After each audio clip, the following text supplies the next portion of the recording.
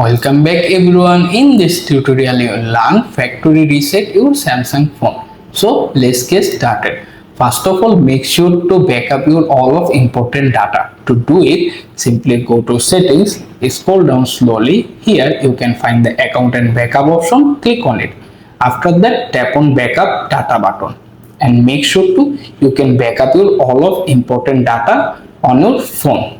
After the backup is complete, go back to the main settings page, scroll all the way to the very bottom, go to general management. After that, scroll all the way to the very bottom. This time you can open reset.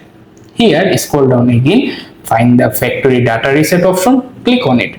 After the page is open, scroll all the way to the very bottom, you can find the reset button, tap on it, then verify to enter your phone screen password. After you verify, confirm by tapping the delete all button, but make sure if you tap on this, you all of the data and file, video, anything, delete them and look like your phone brand new.